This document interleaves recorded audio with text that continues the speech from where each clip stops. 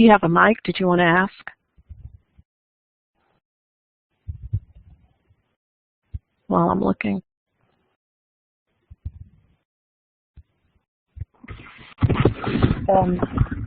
Briefly looked over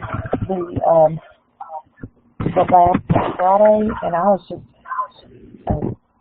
will the directions be pretty much step by step? I mean, are they difficult to follow? Are we going to discuss anything about the lab on for Friday tonight with any of the,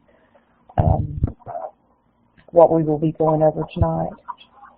Will it kind of involve the lab? I mean, I just looked over it briefly, though.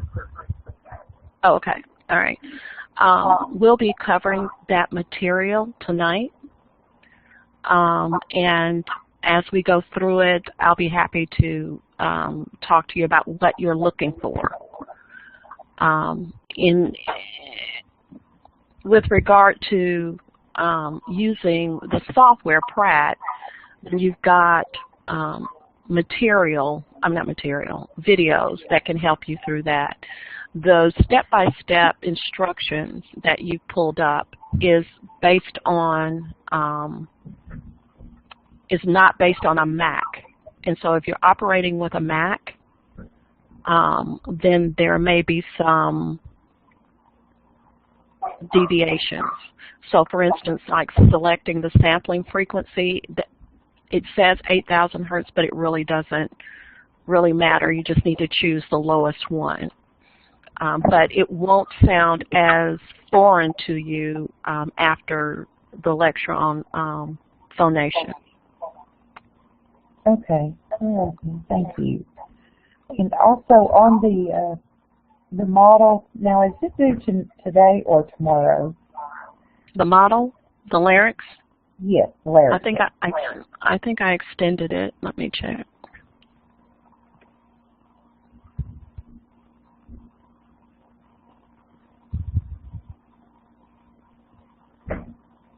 The model was extended through tomorrow night. Okay. And so the model, what you're doing is like a paper doll, and you're piecing it together on a toilet paper roll, and labeling each part, and then you're taking a picture of the front and a picture of the back, so that I can make sure that all parts are there and are in the correct position. Okay. All right. Well, that answers my questions then, and thank you so much. Okay, and there should be pictures, examples of other pictures of other models in the content area. Those were very helpful. Okay. Thank you for clarifying that. Thank you. Okay. Ms. Dawson, did you have another question? Did that answer your question? Okay. Bradley, did you have a question, or did anyone else have one? Hi. Yes, I have a question. Can you hear me? Yep. So just two quick questions. One is for the larynx model. I didn't realize that we had to actually use those cutouts. I thought that was just an example of what other students may have done, so I created drawings of the larynx from different perspectives and uploaded that. Is that not going to be acceptable? Do we absolutely need to do the cutouts and do the paper towel tube and take a picture of it in order to meet requirements?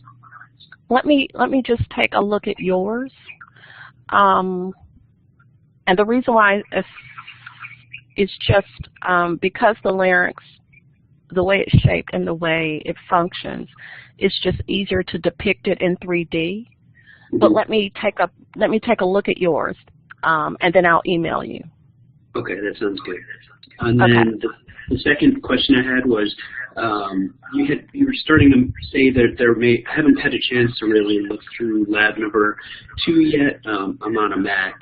You said you mentioned one difference that we need to look out for. I didn't quite catch what that was. Could you repeat that? And maybe mention if there are any other differences that I'll need to look out for as I'm going through the instructions?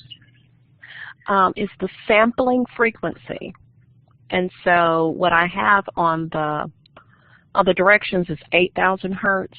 Just select the lowest, because actually speech doesn't really have frequencies beyond really 4,000 hertz. So as long as you select the lowest frequency sample for your Mac, or for, and even when people use other computers, it comes up differently. Just select the lowest. Okay, thank you. Okay. Okay.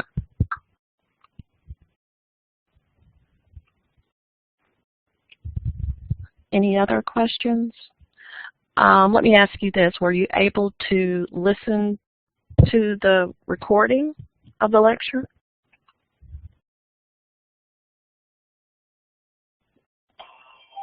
Okay, Ms. Dawson, yes, the quiz tonight is over respiration, correct. And so I wanted to use the beginning of this lecture to answer any questions that you may have for those of you who have not taken the exam.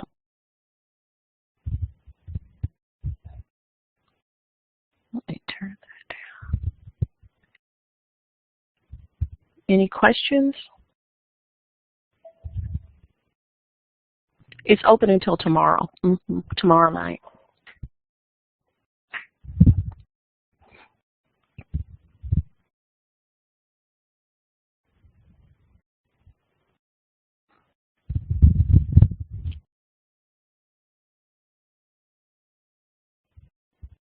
Okay.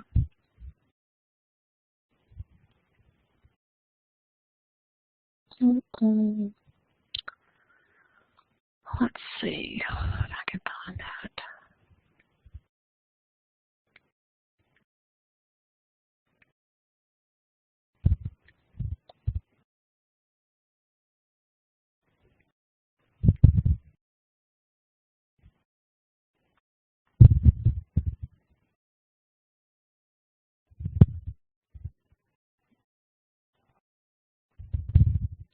Are you referring to the rectus abdominis?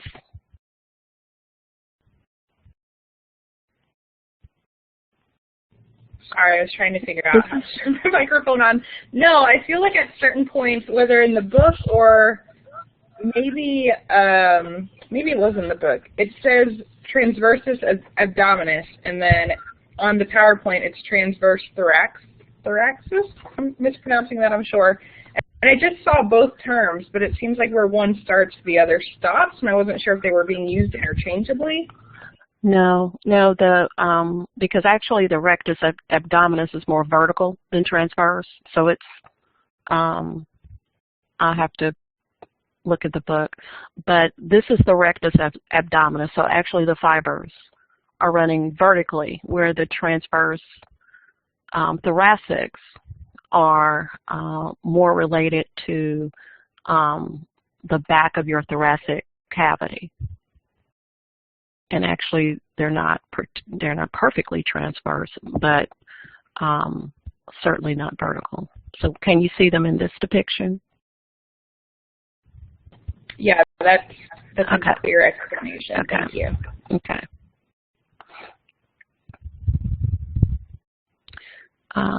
Let me go back.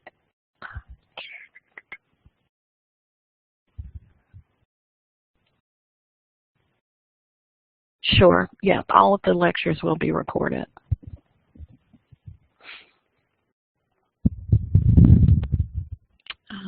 Let's see.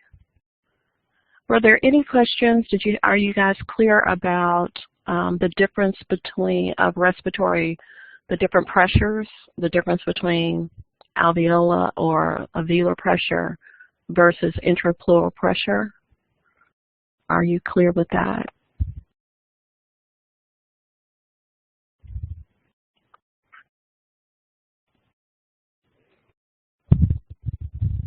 Okay, let me go back.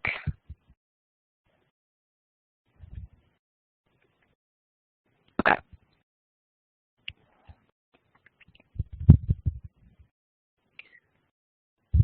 All right, so your two lungs are encased in two very thin membranes.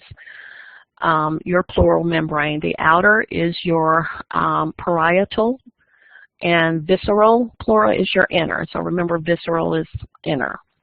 In between there is a space, and there's just a small amount of fluid that's normally there, enough that it provides negative pressure between the two. So if we want, upon inspiration, to expand the thoracic cavity with the expansion of our lungs, with the intake of oxygen, we don't want a lot of space between those two pleurae. We want that space to be smaller. We need as much room as we can.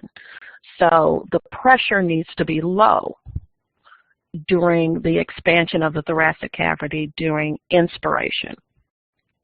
However, with expiration, we need that pressure between the negative pressure between those two pleural membranes to be high and provide more of a suction-like pressure, so that as your lungs deflate, forcing carbon dioxide out, they don't completely collapse. So it prevents the lung tissue, it allows the lung tissue to recoil but not to completely collapse. So upon inspiration, the pressure between the pleura, intrapleural pressure, is low during inspiration, but we need it to be high during expiration. So here you see that the blue area, which would be the area in between the two pleural membrane, is narrow, so the pressure needs to be low. And as you exhale, you have a wider space, and you have increased pressure, preventing your lungs from reducing too much. Now, with regard to alveolar pressure or alveolar pressure, you have your alveolar sacs that receive oxygen, exchange that oxygen for carbon dioxide. And so in order to expel the carbon dioxide, we need pressure placed upon those sacs, just like as though you were squeezing a balloon, to force the carbon dioxide back through the bronchioles, through each bronchi, each bronchus, and up through the trachea. So we need the pressure to be high, squeezing the carbon dioxide out, but we need the pressure to be low during inspiration in order for those sacs to receive oxygen.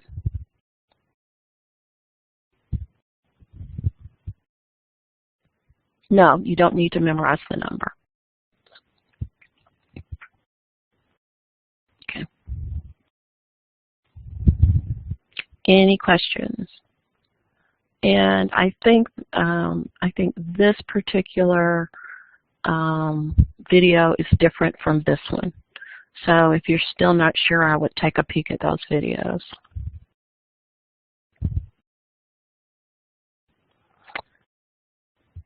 Any questions about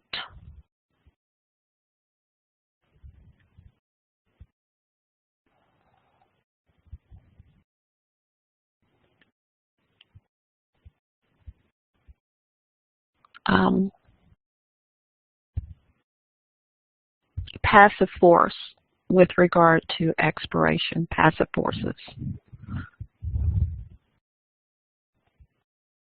Okay. So if you would take a deep breath, you can feel your thoracic cavity expand. And as you release that, your chest cavity comes down, one, because of gravity. And gravity is a passive force, meaning that you are not in control of that force. It happens without you intentionally causing it. The second passive force is the untwisting of your cartilage. When you inhale, the cartilage that connect your ribs to your sternum will twist just because your ribs are lifting up like a bucket handle. And upon expiration and your thoracic cavity decreasing in volume, you'll have another passive force, the untwisting of the cartilage, that will help to bring to reduce the size of your thoracic cavity. So it's passive because you're not intentionally causing that cartilage to untwist. Your lungs are made of spongy material, spongy tissue, and so when you expand during inhalation, anything that is elastic will recoil once that pressure, that expansion pressure, is relieved. And so the materials, the lung material will then recoil to make the volume of the lung smaller. And so that's not something that you're consciously in control of, nor are you in control of the passive force. Hold on just a second.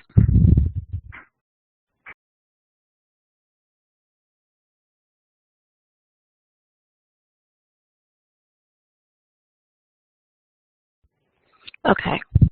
I didn't know if you could hear the knocking. Hold on just a sec. Okay.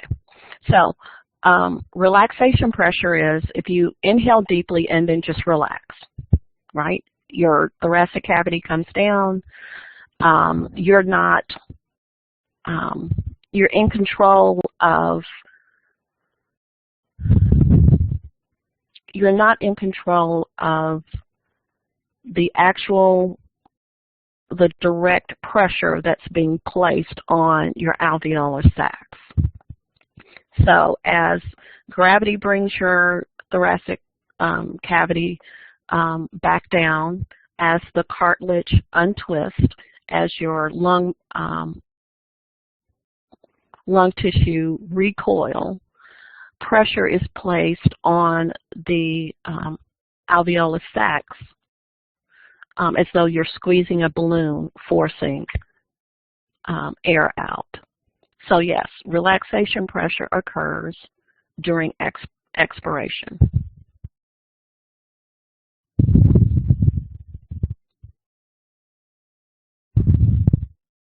Questions? Now you also have active forces, right?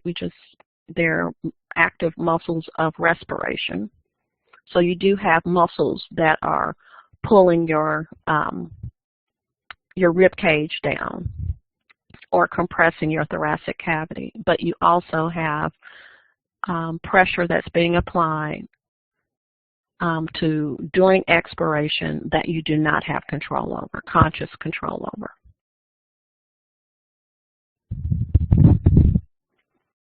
Questions about relaxation pressure or passive force during expiration?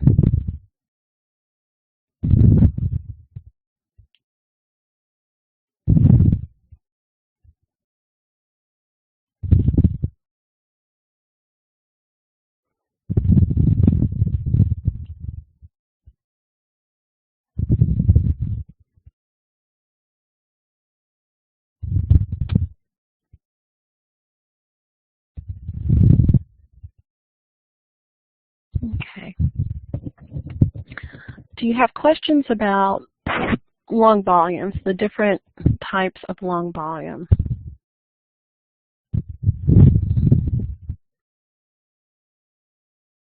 Yes.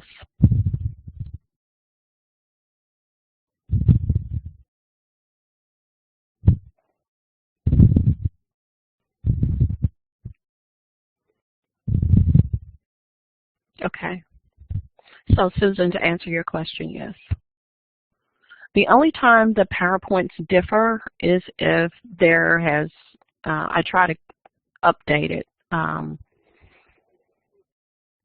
because the book is so old with regard to not necessarily anatomy, or sometimes terms will change. But when the research changes, particularly about physiology, sometimes I will update that. But the PowerPoints pretty much are me summarizing key points from your book. Okay.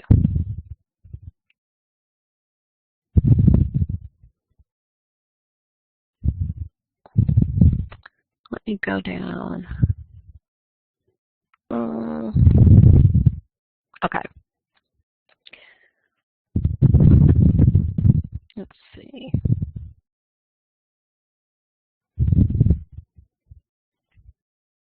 I want you to kind of think about this as one lung, okay?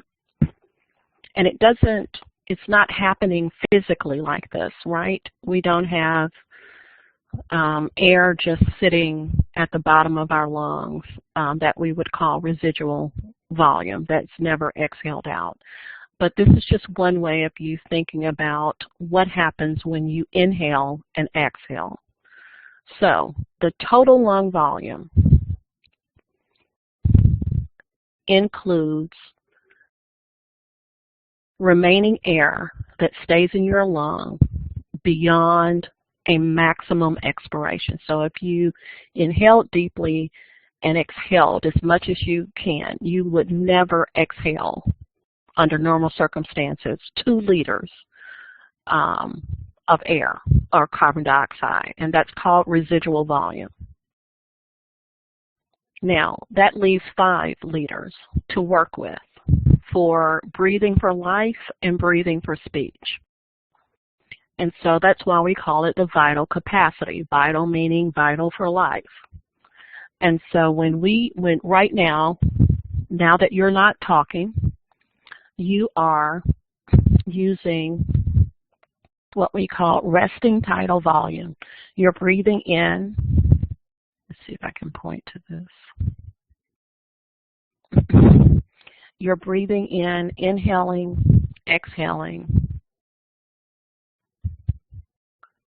within a smaller volume area of your vital capacity, because you really don't need more volumes of air if you're quietly resting. You're not moving, you're not talking, you're just quietly breathing in and out, in and out.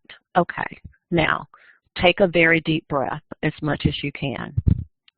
Now you're dipping into the reserves of inspiratory volume and a reserve for inspiratory volume. So when you inhale deeply, you're inhaling to the, let's say, to the limits of your vital capacity, right? Anything beyond the resting tidal volume here would be a reserve. So from here to here is the reserve. From here to here is the reserve. And so your expiratory reserve, inspiratory reserve, and your resting tidal volume make up your vital capacity. So when do you use those reserves? When do you use that extra volume within your vital capacity? You use it when you're moving, when you're running, when you're physically active, and when you're talking. And so later your PowerPoint talks about if you want to speak, we speak on expiration. So we need enough air or enough carbon dioxide to sustain phonation. So we have to breathe in more volumes of air to speak on. And actually when we're speaking, we're going to, of the respiratory cycle, we're going to use 90% of it as expiration in order to sustain speech. During regular, or when we're breathing in resting tidal volume, or breathing normally, we're using 40% of that time for inspiration, 60% of the time for expiration. But for speech, we need 90% of that cycle, that time spent needs to be exhaling carbon dioxide in order to set our vocal folds into vibration or to create noise within our oral cavity.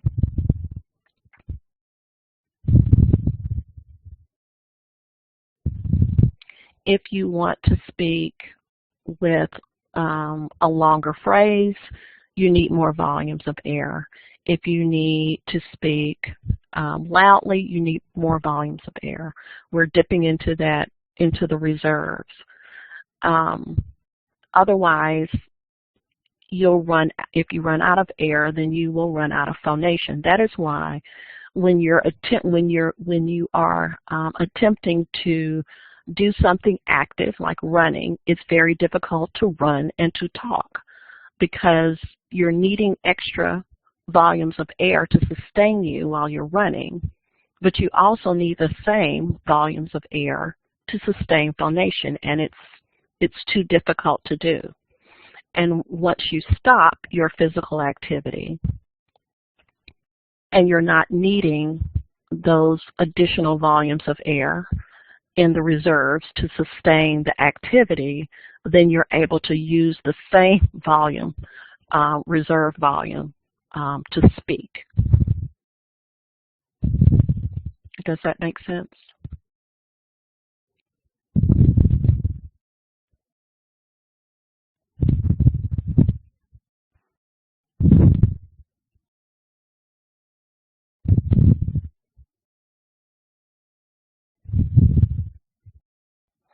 Okay, and this is just another way to look at it. This is your residual volume, and this is your vital capacity, which includes resting tidal volume and your reserves.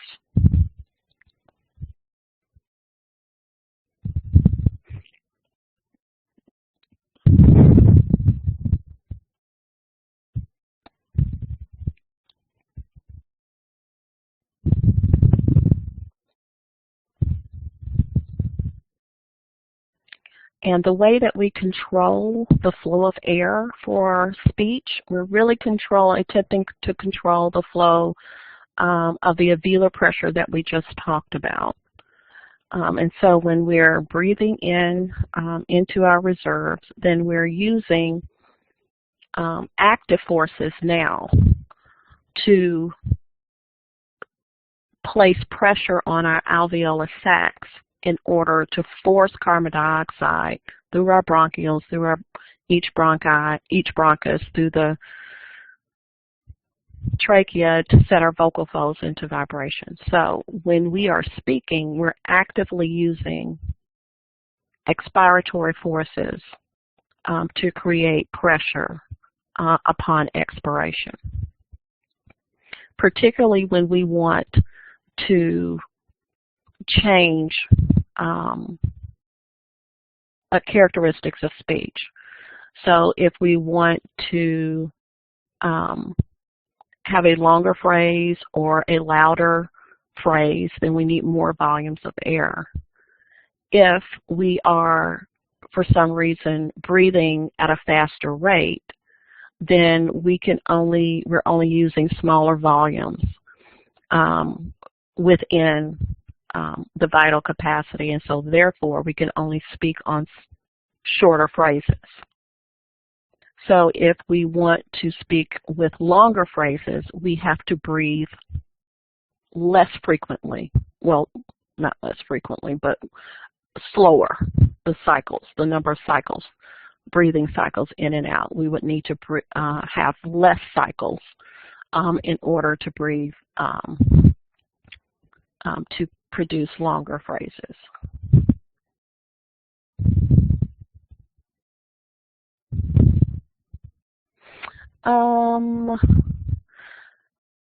Okay. With some respiratory disorders, you may have an increase in volumes of air that cannot be effectively expelled. So with COPD, where you have scarring, where you have death of lung tissue, then you may not be able to expel carbon dioxide effectively. Does that answer your question? So I think if that happened, it would be under abnormal circumstances. Yeah.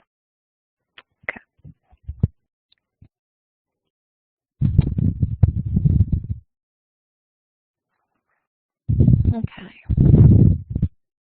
So if we are wanting to stress speech, whether it's raising the pitch of our voice, making it louder or longer, then we need to vary alveolar pressure, and we need more lung volume.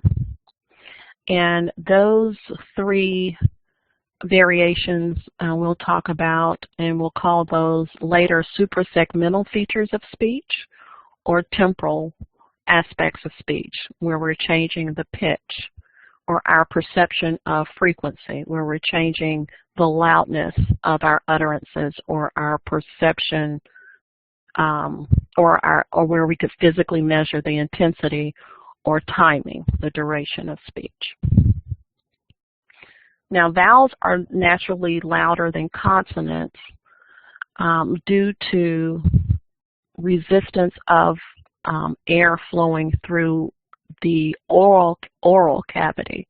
So there's intraoral pressure is greater with the production of vowels. Okay. So if we looked at the percent of vital capacity here, okay, so we're not including the residual volume, so we're looking at the standard 5 liters. When you're resting, not talking, you're using maybe about 55% of the vital capacity. When you start speaking at a conversational loudness level, then you're a little bit above 60% of your vital capacity in terms of volume. But when you attempt to speak loudly, again, you need greater volume of air, a greater inhalation, and you're using up to 80% of your vital capacity.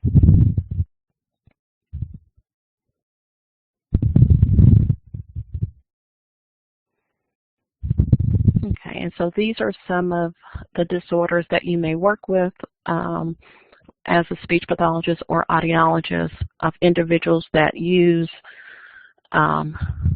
abnormal volumes of air during speech, whether it's due to a physical anomaly with a motor disorder, meaning that the muscles of respiration are functioning well enough to increase the volumes of the thoracic cavity for the volumes of air necessary. Or you could have normal respiratory system and use the functioning of that system abnormally. So with fluency disorders, you're using the flow of air abnormally. And with individuals with severe to profound losses, they speak on shorter breaths because they're perceiving speech as being soft, right? And so if we are speaking in softer or less intense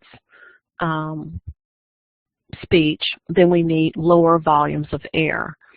And because a person can't hear a person well, they're perceiving people's speech as being soft, and so they pattern their speech. We learn speech from each other, and so they tend to speak on lower volumes of air. Okay, questions? Any additional questions about respiration? So unlike your other tests, you will have labeling.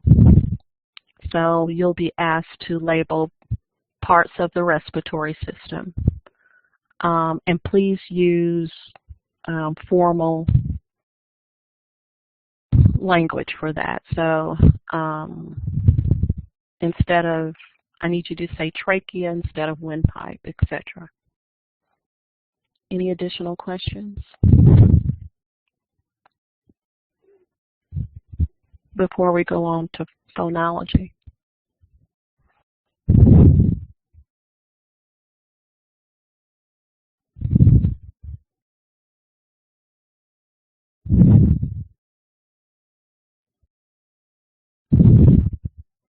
No, only the ones that are, you'll be responsible for the muscles of inspiration, but only the ones that are in bold for expiration.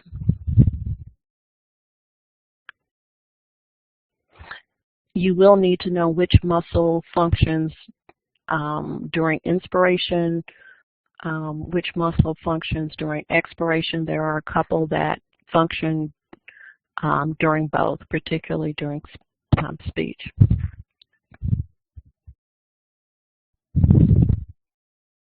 Any other questions?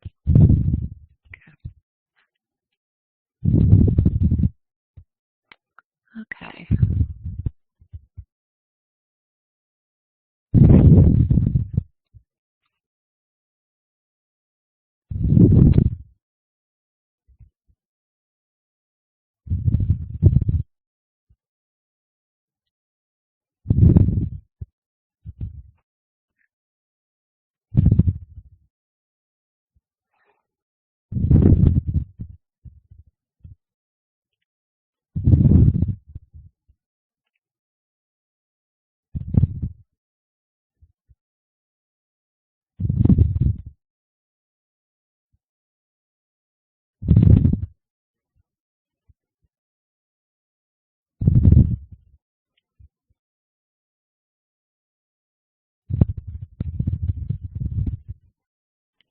Okay, let's see, where am I?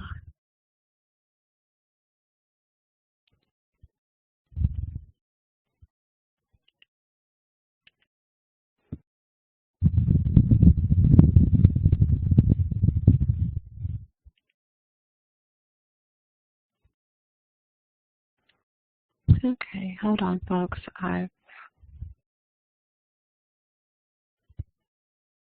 Application has stopped working.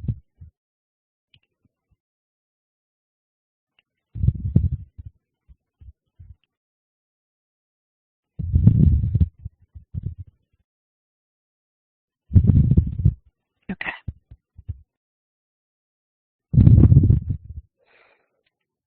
Okay, so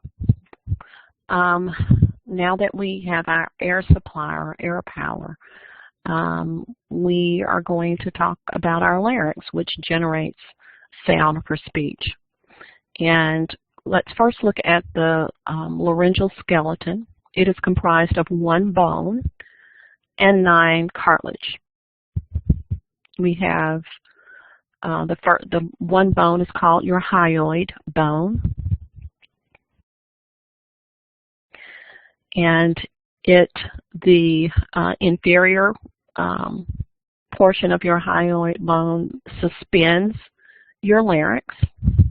Your larynx sits atop of your trachea, and later we'll talk about the superior portion of your hyoid bone is attached to the base of your tongue. So the hyoid bone is U-shaped, and your larynx is suspended from the inferior borders of the hyoid bone. There are 9 cartilages, and 3 of them are paired. The first one is not paired. It's the largest one. They are thyroid cartilage, and your thyroid gland rests on top of your thyroid cartilage. It is the part of the larynx that you can actually feel. The notch of the thyroid is what in layman's term, we would call your Adam's apple, which is more acute for men. So it has a more acute angle in males than females.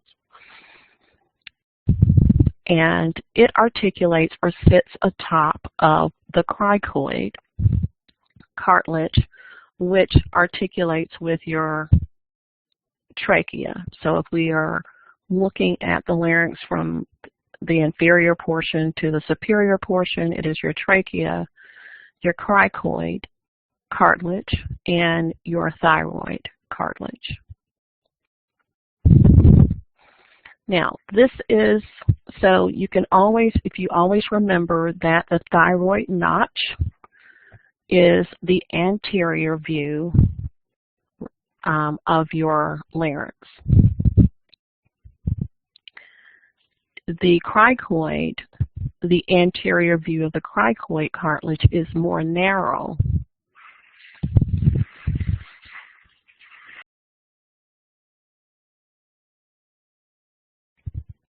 Just let me know next time. Okay. So if we were to pull these anatomical parts apart, this would be the cricoid, the anterior portion, and this would be the posterior portion. And if you notice, it gets wider as it's positioned posteriorly. This is the posterior view of the larynx. So we can see the widening of the cricoid cartilage. Sitting atop of your cricoid cartilage are your arytenoids, and they're shaped like triangles. And if you notice, they sit such that their processes are perpendicular to the cricoid cartilage. So perpendicular meaning that they're not flush with the cricoid cartilage. And I find that a lot of students have difficulty depicting that on your models. And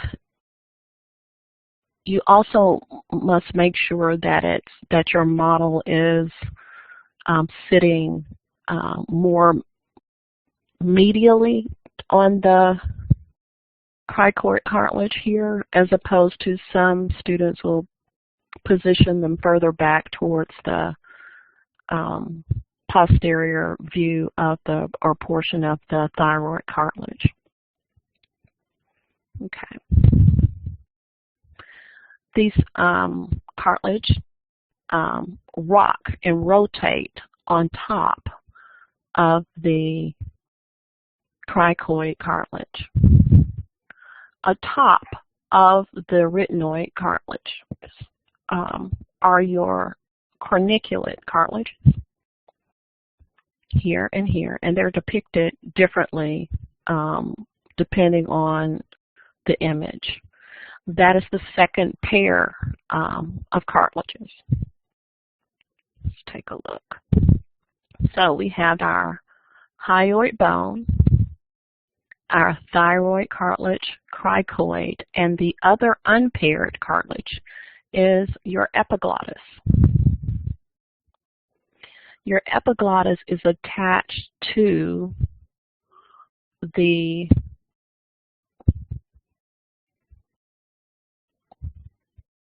posterior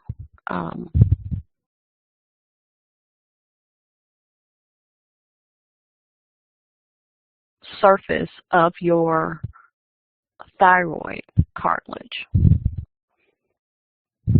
and it bends forward over your glottis, or the opening from the trachea, to prevent debris, food, and water from entering your trachea and your lungs when you are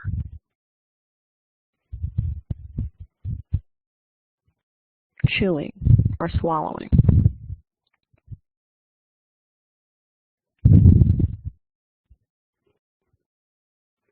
Okay. I will show you the last paired cartilage, the cuneiform, in just a minute. And so the paired cartilages are your arytenoids. Your vocal folds, or the muscles, there's a typo, are attached to the posterior surface of your thyroid cartilage, and it is attached to your arytenoids. Your corniculate cartilage are the apex of your arytenoids, and for some individuals may not be present at all. Let me go back and look at, let's look at the joints. Well, let's look at the cuneiform cartilage. Okay, so this is as though we're looking from the superior portion. So we're looking at a transverse view, and we're looking inferiorly. So it would be as though we're looking from the top of the larynx. This would be the anterior view. This is the posterior view. This is your epiglottis, your hyoid bone, your arytenoid cartilages. Atop are your corniculate cartilage. And your cuneiform cartilage rests at the most medial process of your arytenoid cartilages. And it's rare that you see it depicted in this manner. Typically there is mucous membrane tissue and connective tissue that cover it, and it only looks like a raised impression area, and I'll show you that in a minute. Now I mentioned that the arytenoid cartilages rock and move back and forth in order to stretch and abduct and adduct, in order for your vocal folds to abduct and adduct. So there is a joint. I am so sorry. So there is a joint that allows the arytenoid cartilages to move back and forth atop of the cricoid cartilage. And a better view of that joint, hold on just a second, folks.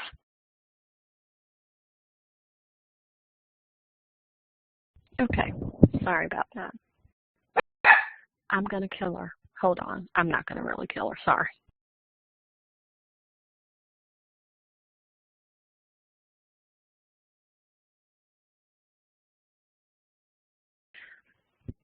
Okay. Yes, this is, okay. So this is a better look at the cricoarytenoid joint here. This is the posterior view. This is your corniculate cartilage above your arytenoid cartilage, your epiglottis. Questions about the skeleton so far?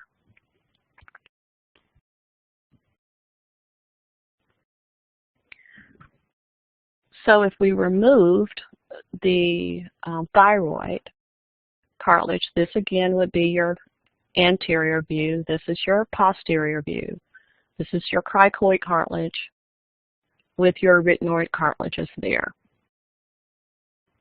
Now, other than the corniculate cartilage, the muscular process, which would be your most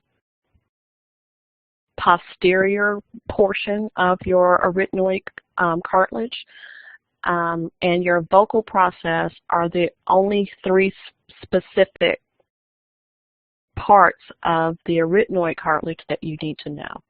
All of these other surfaces and areas you won't be held responsible for. The apex, again, is your corniculate cartilage, but your vocal fold process is attached to your arytenoids via the vocal process and the muscular process.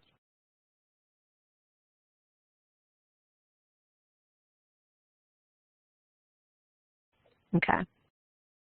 You need to know the ones that are here. So the vocal process, which is here, which would be your most medial process, and then the muscular process here. So what you see in red. And then again, of course, the apex is your corniculate cartilage.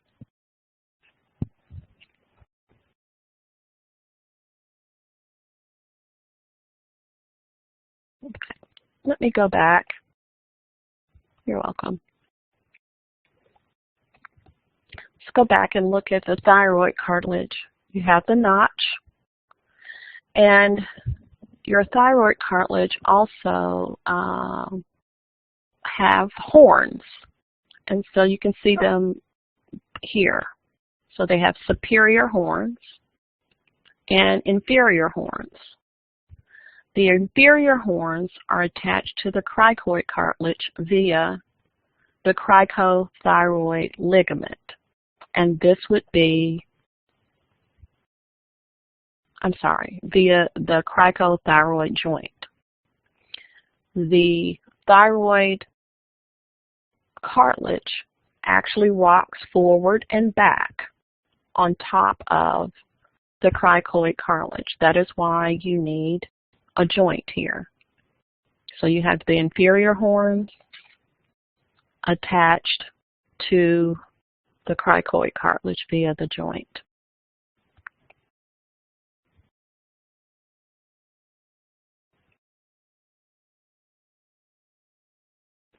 Now, between your hyoid bone and your thyroid cartilage is your thyrohyoid membrane. So there is a membrane that helps suspend your larynx from the hyoid bone.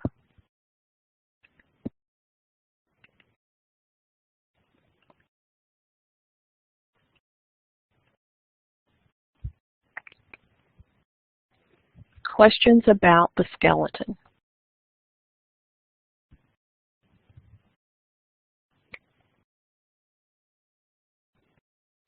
And so the model that you're making is just of the skeleton.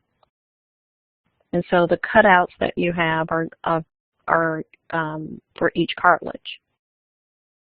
They need to be clearly labeled or color-coded in some manner, that I know what that you know the name of them and that they're in the correct place.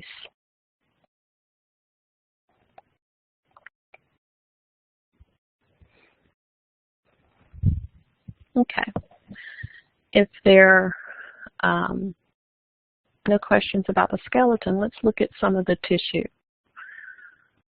So this picture is the same as this picture, except we're looking at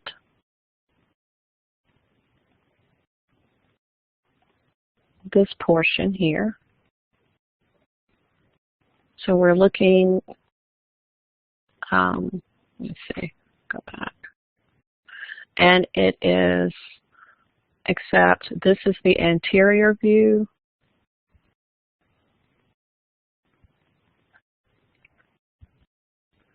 Yep. Get rid of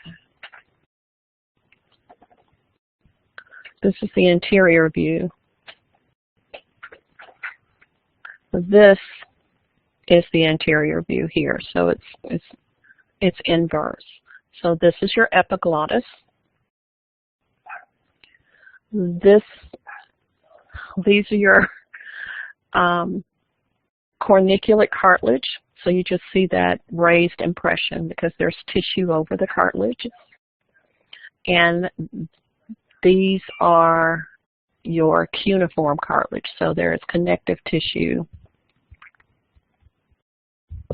over that.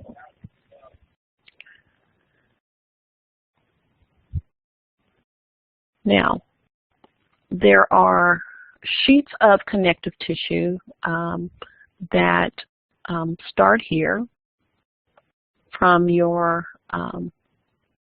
epiglottis and run toward your arytenoids, and that is called the airy epiglottic folds. And your cuneiform cartilage or tubercle is placed along the airy epiglottic fold. So from here to here, let me see if I can.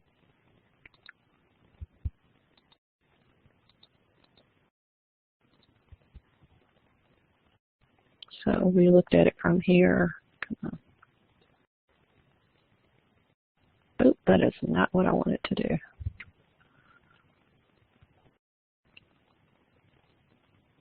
And that's not what I want to do either.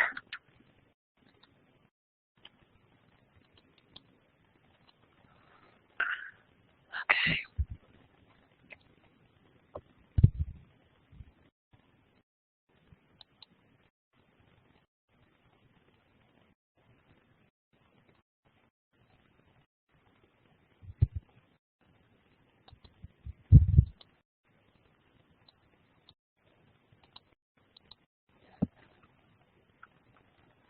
Let's do it on the other side. Let's see if I can clear the page. Yes. Okay, let's try it again.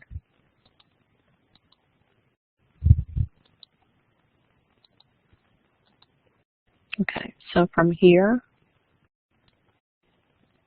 to here, and here to here. Well,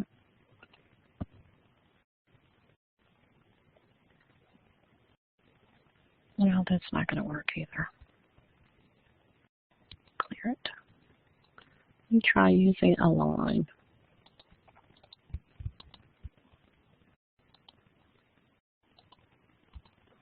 Okay, so from here to here is your airy epiglottic fold. From here to here is your airy epiglottic fold. However, your cuneiform cartilages can be seen there, and your corniculate cartilage, each cartilage, can be seen there. Okay. Questions?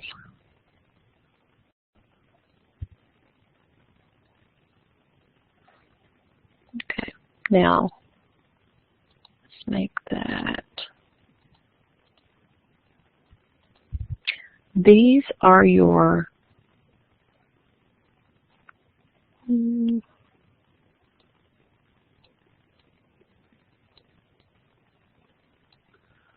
false vocal folds, or your ventricular folds. And they assist in helping to close your glottis. And the glottis is the open space that you see here when your vocal folds are abducted or open. So the passageway into your trachea is called your glottis. And so your false vocal folds help to close your vocal folds, your true vocal folds, or close your glottis during swallowing, or any time that you're doing effortless or effortful activities. Your true vocal folds are here, the white area here. Okay. Questions from this view?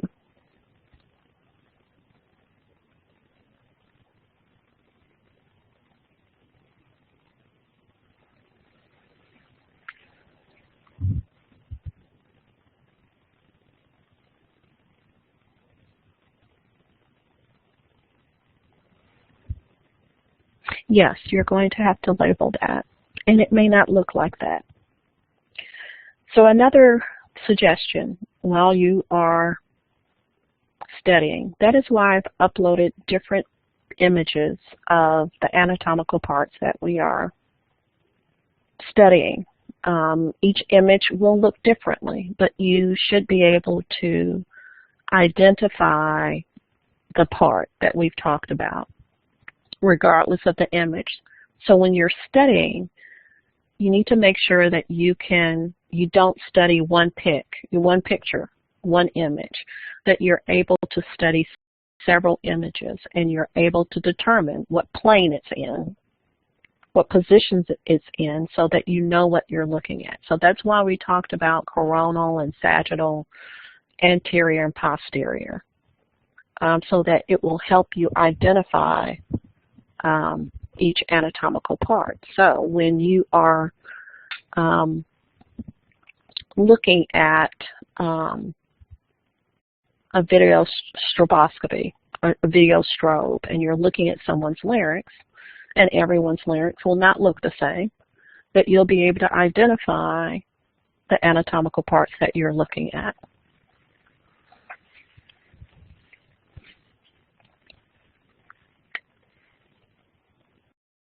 So as we go along with each one, I'll try to continue to identify the same parts with each image that we go through.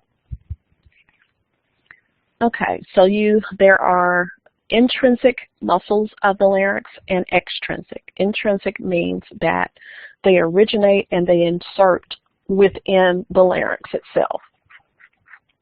There are 5 major intrinsic muscles. 2 make up the body .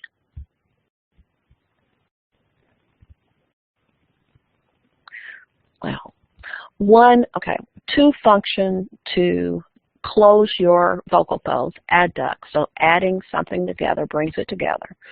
So 2 adduct. Yes, this is a posterior view, correct. So 2 adduct your vocal folds. 1 abducts, no problem, or pulls them apart. 1 muscle elongates or pulls your vocal folds in tensing them. And so I want you to remember when we talked about the effects of length on vibration, the effects of tension or stiffness on vibration. So when your vocal folds are tense, they will be able to vibrate more cycles per second than if they were more laxed. So there's a muscle that is responsible for tensing or stiffening your vocal folds. And then there is a muscle that makes up the main body of your vocal folds. Okay, so let's look at this picture. This is a posterior view. This is your cricoid cartilage. Your cartilage are represented in blue. This is your thyroid cartilage, the inner posterior surface. These are the superior horns, or the greater horns of your thyroid cartilage. This is your thyrohyoid membrane, your epiglottis, and you can't really see the arytenoid cartilages. They're covered by a muscle here, but you can see the craniculate cartilages there. Okay. So there are your posterior cricoarytenoid muscle. Now, when we speak of muscles, they're named for where they originate and where they insert. And so this muscle originates from the cricoid cartilage, and it inserts into the base. You can see the bottom part of the arytenoid here, the base of your arytenoid cartilage. So it is your cricoarytenoid cartilage, and this is the posterior view, and this is the so it's the posterior cricoarytenoid cartilage, and you have a pair of those. You have an oblique arytenoid muscle, and a transverse. Transverse means across. Okay, so you have a muscle that runs across, connecting both arytenoid cartilages, and you have an oblique, or muscles that run diagonally and cross, that are your oblique arytenoid muscles. Let's look at the thyroarytenoid muscle. So a thyroarytenoid muscle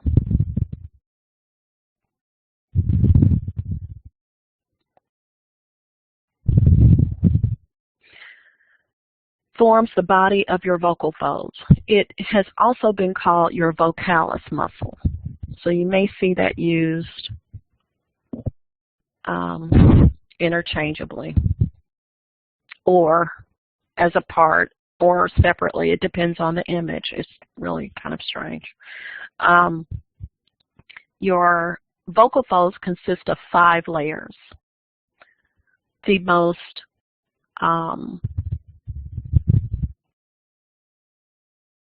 most inferior layer is your vocalis, or your thyroarytenoid muscle. And it's thyroarytenoid because, now, we're looking down again. This is an anterior view because this is the notch of your thyroid. This is the posterior view. These are your arytenoids. This is your vocal process of your arytenoids and the muscular process. Your thyroarytenoid vocalis muscle is attached and, is inserted, but originates from your thyroid cartilage. And there are a set of those. These would be the superior horns. This would be your cricoid cartilage with your oblique arytenoids and your transverse arytenoids. And what you can barely see is your posterior cricoid arytenoid muscle. So we looked at the layers of your vocal fold. So what type of view is this of this image? Anybody?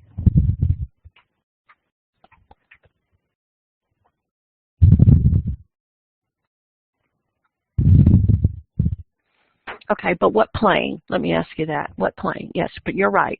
You're right. Coronal and its anterior. Okay, so if we were to slice a person or slice the larynx coronally, and we're looking anteriorly, you will see the layers of the vocal folds. The outermost layer is epithelium.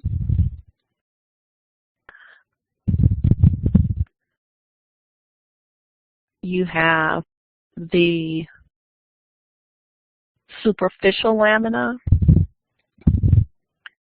the intermediate lamina, and deep lamina propria, which are called the vocal ligament, and your vocal muscle. So if we go back, you have the epithelium, superior lamina propria, the intermediate and deep layer, which are called your vocal ligaments, and your vocalis or thyroarytenoid muscle. If we looked at this one, you have your epithelium, your superior lamina propria, your intermediate and deep, or your vocal ligament, which isn't really well defined as 2 separate lamina propria, and your thyroarytenoid muscle or the vocalis muscle. Questions about the layers?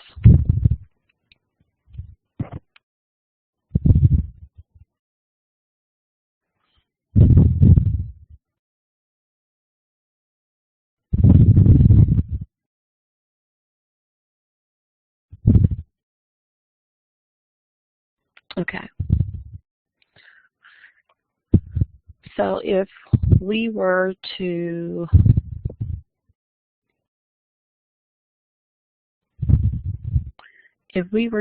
slice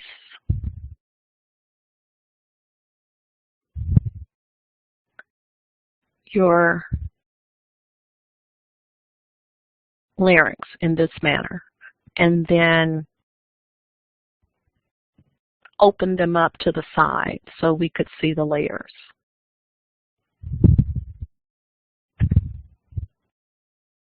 It would look like this.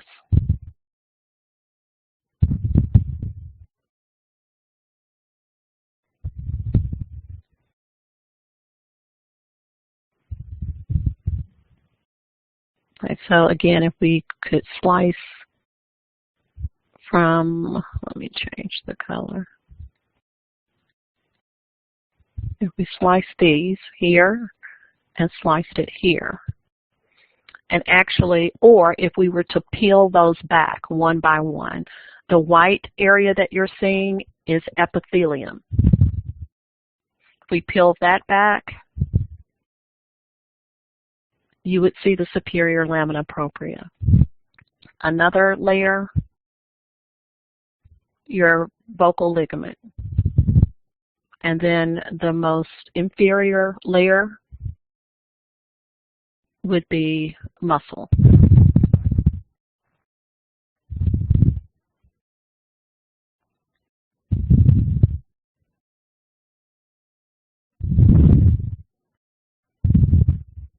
Yes, it's a coronal view, right?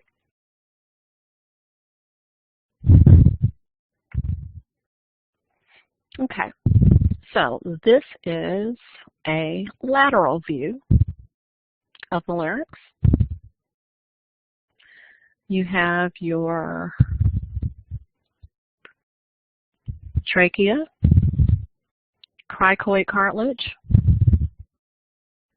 epiglottis, thyrohyoid membrane, thyroid cartilage, thyroid notch,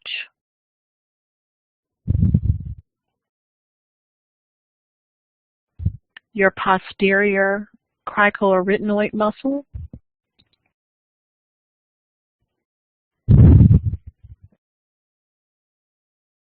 your oblique arytenoid muscle,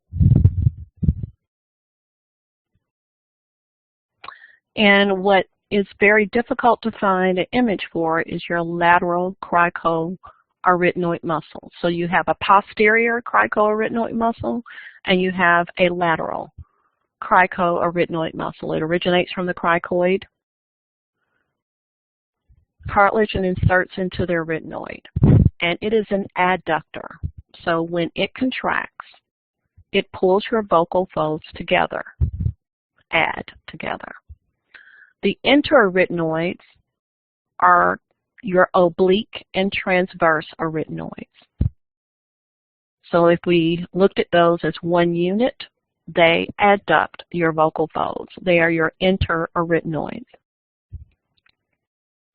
The posterior cricoid arytenoid that we talked about first is your only abductor. It is the only muscle that helps to open your vocal folds along with the air flow from your lungs through forcing your vocal folds open. So in addition to the air power from your lungs, your posterior cricoarytenoid muscles, when they contract, they adduct or open the vocal folds. Your cricothyroid muscle, and you only see a part of that here, pulls your thyroid cartilage forward. And when it pulls forward, it tenses your vocal folds. It stiffens your vocal folds, raising the cycles per second.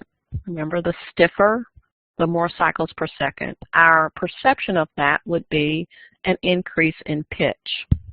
And so when we want to raise the pitch of our voice, it is our cricothyroid muscle that is pulling the thyroid cartilage towards the anterior, towards the front, and stretching the vocal folds, or stretching the thyroid arytenoid muscle, or the vocalis muscle.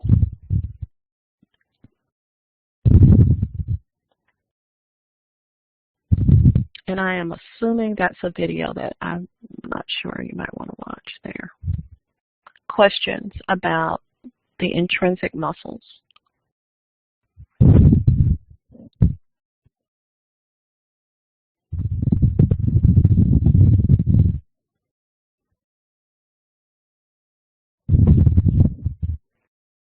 Okay, so this is another image where we're looking, it's a superior view, but we're looking inferiorly. This would be a transverse plane. This is the anterior portion of the larynx. This is your posterior. This is the thyroid notch here. Your thyroarytenoid vocalis muscle originates from the posterior surface of your thyroid cartilage and inserts into the vocal and muscular process of the arytenoid, of each arytenoid cartilage. These are your posterior arytenoid cartilage. So when they contract, they pull their arytenoids away. They pull them to the left and right, opening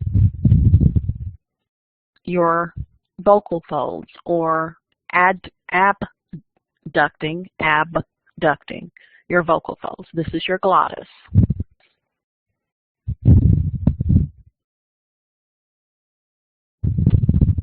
Questions?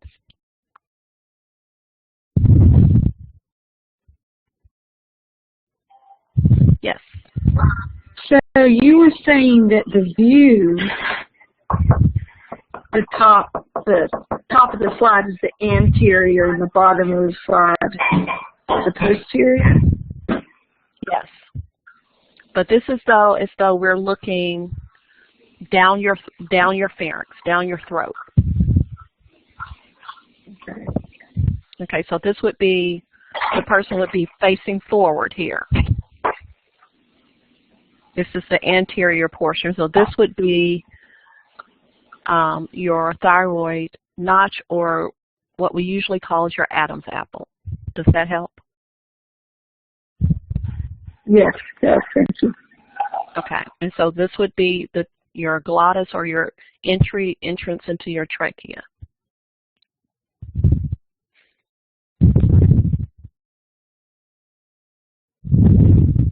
Any other questions?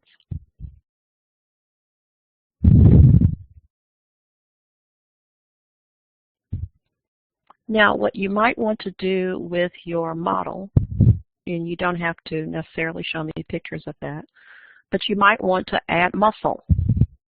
Just, using string or whatever you can find that makes sense to you, to help you learn the muscles. So this would be an anterior view. This is your thyroid notch, your thyroid cartilage. You can actually feel it if you attempt to kind of pinch it there. You can kind of feel your thyroid gland, hopefully not too well, but that sits on top. This is your thyrohyoid membrane, your hyoid bone, your epiglottis, your cricoid cartilage, your trachea. Now there is a ligament that connects your thyroid cartilage to your cricoid cartilage. It is your cricoid thyroid ligament. This is your cricothyroid muscle. When it contracts, it pulls your thyroid forward, lengthening and tensing your vocal folds, changing the cycles per second.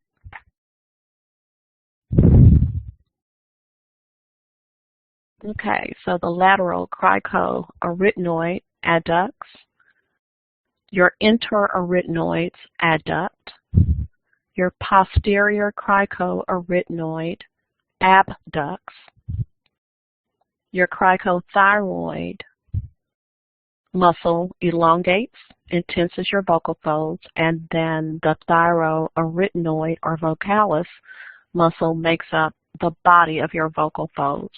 When it contracts, it shortens your vocal folds.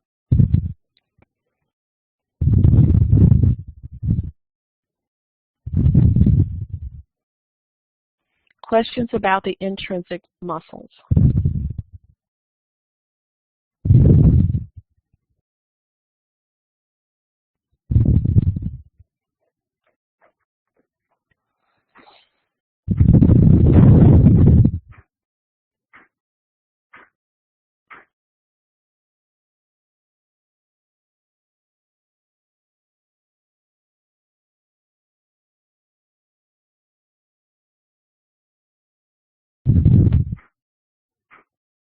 Yeah, that's why I say that you really have to look at this every day. And when we start looking at anatomical parts, you really need to look at many different pictures. And if you have the book, to use the exercises to label in the back, or if you go to Google Images, you could actually pull down pictures that you could use to label. And actually, the higher we get, the more superior we go, the more muscles we'll have. So wait till we get to the articulatory system. Okay, extrinsic muscles are those I don't know if I've ever looked at it in terms of percentage. It's a significant part of it. Look, when we get to the physiology, it's important, and this class is just basic knowledge. You'll take another, for most graduate programs, you'll have another anatomy and physiology class and another speech science class. And so this is just to give you basic knowledge. Because if you're going to treat someone, then you need to know what you're treating, where it is, and how it functions. So, and I try to pick out pictures that are not so obscure. It's just really difficult online. But I try to pick out images that are easy for you to identify. Okay, there are two muscles that, it is a lot. It is. So there are two muscles that exist on the outside of your larynx, and they are used to kind of strap your larynx in place. So this is your thyroid cartilage. This is your cricoid cartilage. This is your trachea. Your infrahyoid muscle, infra meaning below, is below your hyoid bone, and your suprahyoid muscles are attached above the hyoid bone, and they both serve to anchor your larynx in place.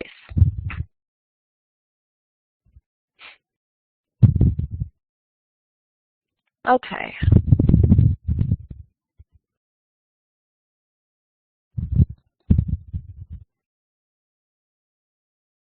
Okay, let's do this. Myoelastic. Myo always means muscle, and you know what elastic means. Aero, air, dynamic, and typically moving.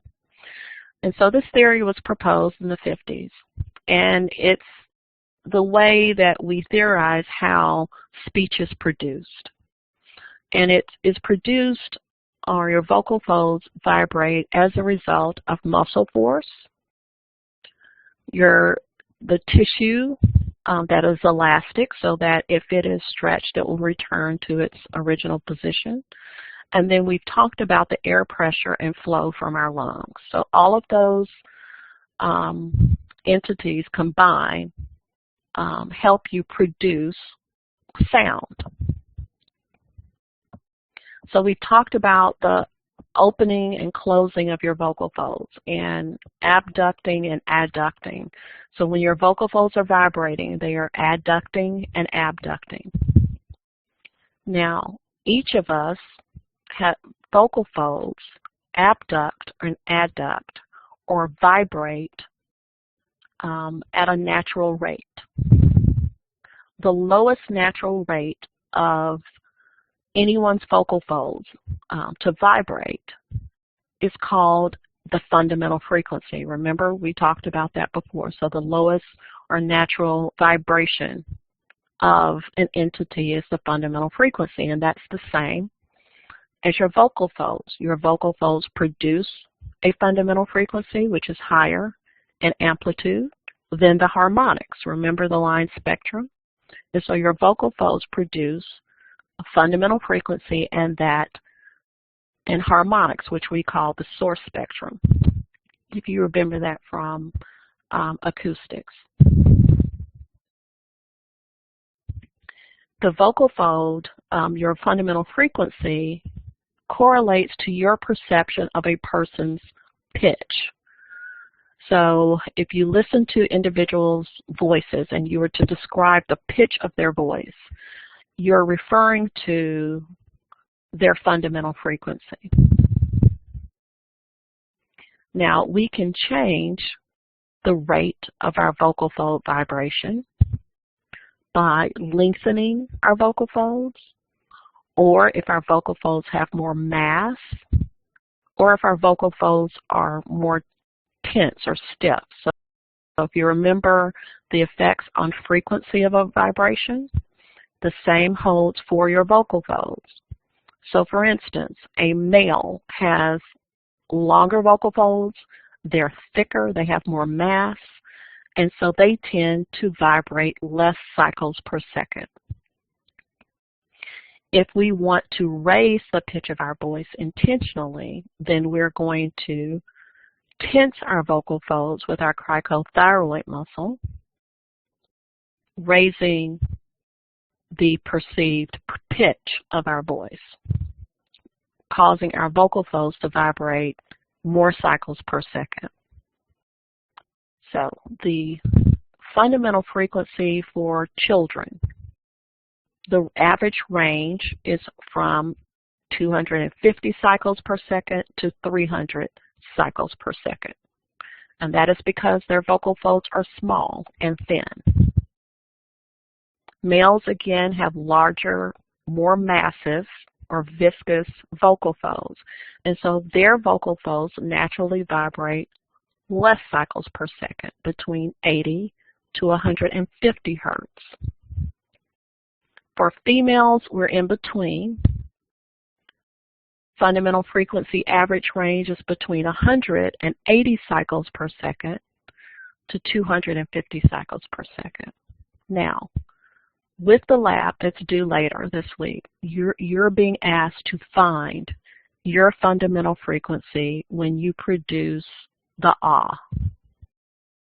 And so you're creating a spectrogram. And depending on which view that you choose in Pratt, you're going to choose either a line spectrogram or a continuous spectrogram. Do you remember on a line spectrogram, intensity was depicted by what?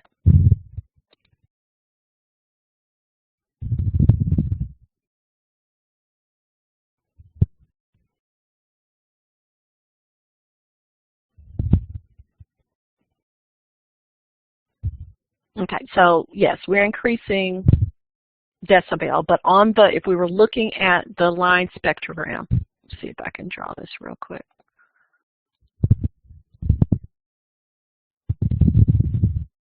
So this is a spectrogram.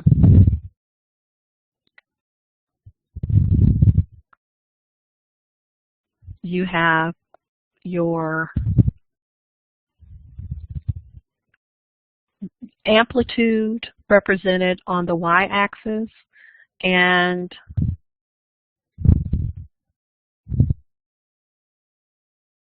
frequency on the x-axis. And so when we talked about that sound, the source spectrogram, the greatest, any vibrating body will vibrate at its greatest amplitude or its greatest intensity at its fundamental frequency. And so the fundamental frequency will always have the highest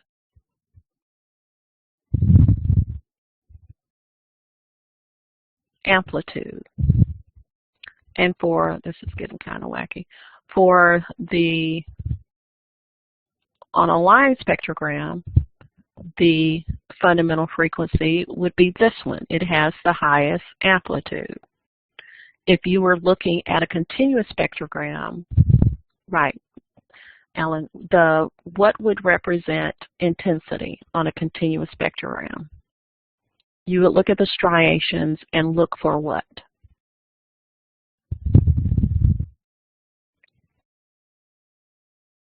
Right, so the darkness, right. So the darker the striation, the greater the amplitude. So the fundamental frequency will always be the lowest, right, because it's the lowest natural rate, and it will always have the greatest amplitude.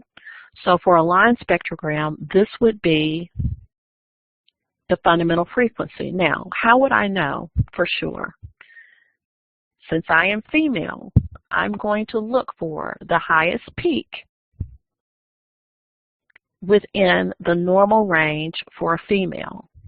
So my selection of the fundamental frequency should be somewhere between 180 and 250 unless I, for some reason, have an abnormally low fundamental frequency or abnormally high fundamental frequency. So students are looking, whether they're picking using a continuous spectrogram or a line spectrogram, they're looking for the darkest area and they mark it and say, yes, that's my fundamental frequency. And it's maybe 50, and it's like no one's fundamental frequency is as low as 50. So when you're doing your lab, you're looking for the lowest frequency with the greatest amplitude, and you're going to recognize that as your fundamental frequency if it is within your range for your gender or your age. Does that make sense?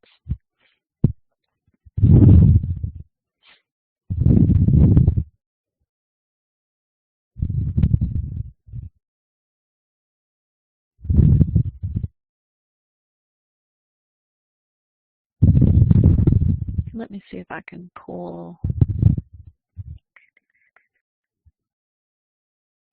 That's interesting.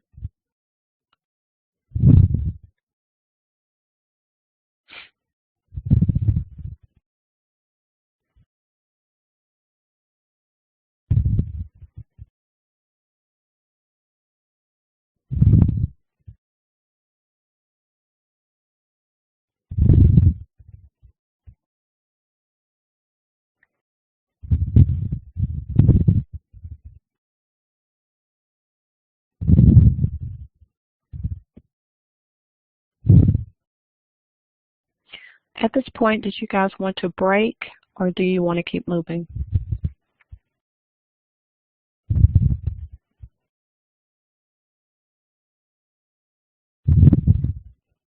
Okay. All right.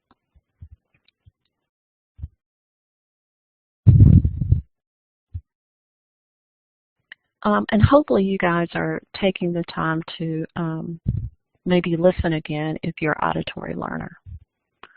Okay, when we're talking about the function of the larynx is a valving part, meaning that it opens and it closes. And some of that is reflective, so when you're swallowing, your larynx, your epiglottis folds over, covers your glottal area, your vocal folds close and allow the fluid or the food to flow into your esophagus, which is in back of your trachea. But for speech, we have to suppress that reflex so that we can voice. Now, this is a different image. This is your thyroid cartilage, superior horns. This is the anterior view. Posterior view, or the rear of the body. It's your vocal folds here, your glottis, your arytenoid cartilages.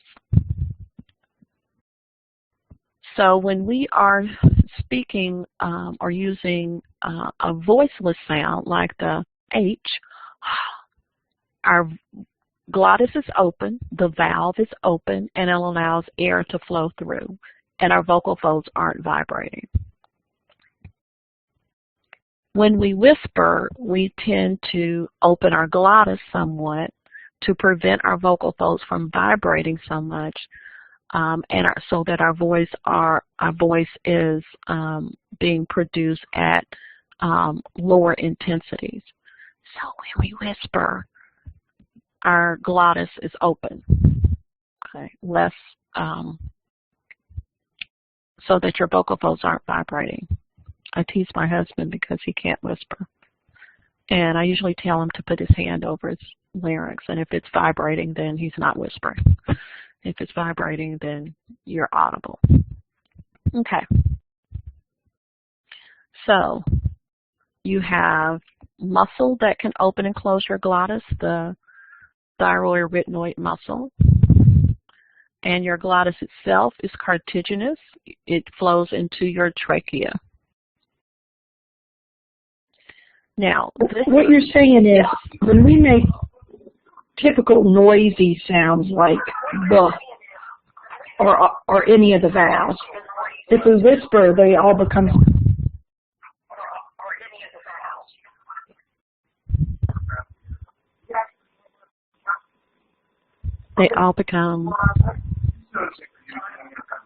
Is that correct? I'm sorry, you're breaking up. Silent.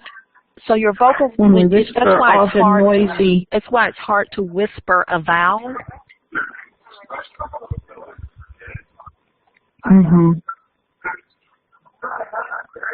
Okay. Easier. So all the noisy so if you sounds become silent when we whisper. Well, they become less intense. If it was completely silent, you really couldn't hear the whisper. Yeah, so there still is some vocal fold vibration, but not enough that you're very audible. So that's why if you try to whisper a vowel like ooh, the only way that you know it is a ooh is really the resonance of your vocal tract helping you make the ooh sound, but your vocal folds aren't vibrating normally. That's why it's kind of difficult to whisper. But why would you whisper in single vowels? Yeah, because for a vowel you need your vocal folds to vibrate. I'm going to try to show you this. Hold on just a second.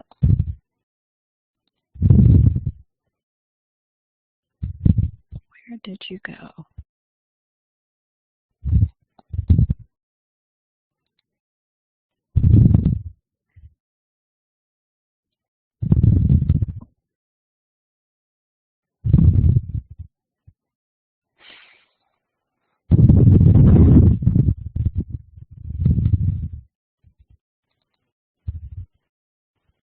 Okay, there it is.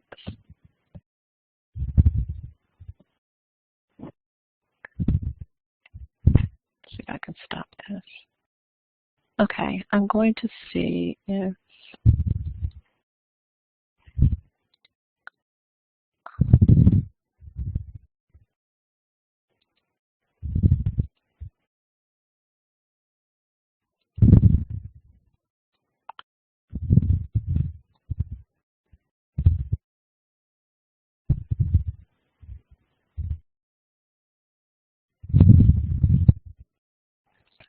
okay, are you able to see the video?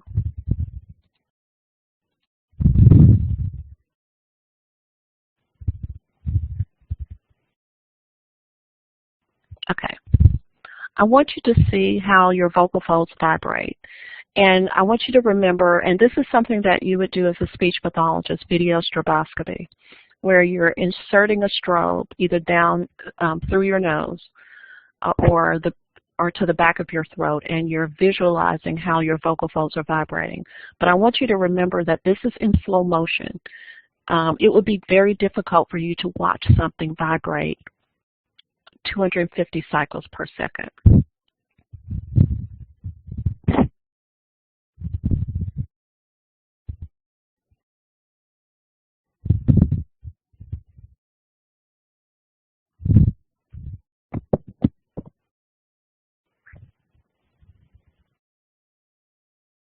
Okay, let me, are you able to see my cursor? Okay, so this would be your, I'll stop. This would be your, let me move it back some. Okay, your corniculate cartilage. These would be your cuneiform cartilage. And these are, and you can actually see the vocal processing of your arytenoid cartilage. So this would be this is the anterior view, posterior view.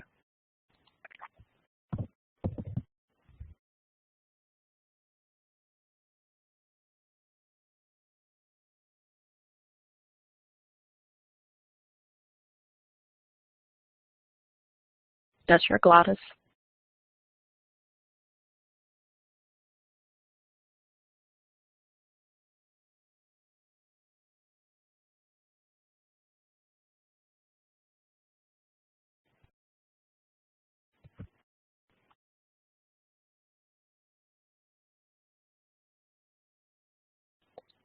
This is your epiglottis at the bottom.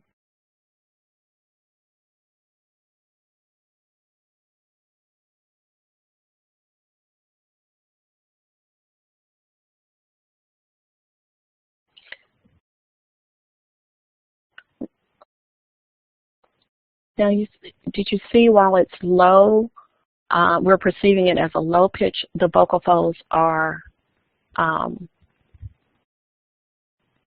shorter or thicker. Think more thickness. And when you want to speak in a higher frequency or perception would be pitch, they lengthen or become thinner.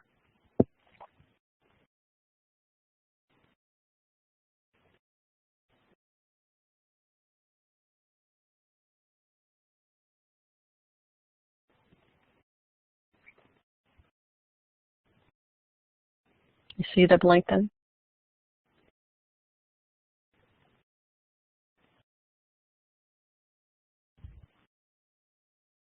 Even longer.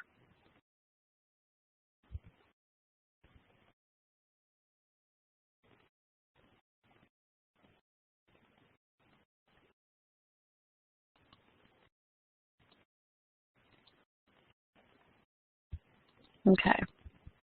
stop that. Get back to here.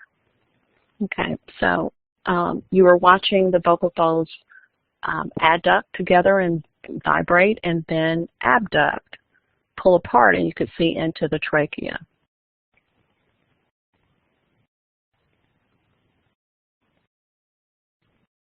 Oh, I'm sorry, mine is chopped. Okay, well, when you have a chance, open your PowerPoint and into presentation view and click on the video stroboscopy. Okay. So there are phases of the opening and closing of your vocal folds during vibration. There's a phase where your vocal folds are being blown open by the air pressure from your lungs, and that's part of the opening phase. That makes sense. The closing phase begins as that pressure subsides and your adductors bring your vocal folds together to close off your glottis. And so this would be a coronal view, a coronal plane that we're viewing, just of the vocal folds. Just like we were looking with the different layers of the vocal folds. This would be your trachea. This would be the area above your vocal folds. And so when you're ready to speak, you have air coming from your lungs, creating subglottal pressure, meaning pressure below your glottis. And that pressure will force your vocal folds open, open, open, and then apart, completely apart here. So this is part, as your vocal folds are opening, it's part of the open phase. Now, they begin to close, but it's still open at the top, and they close from the bottom to the top. So your vocal folds open from the bottom to the top, and they close from the bottom to the top.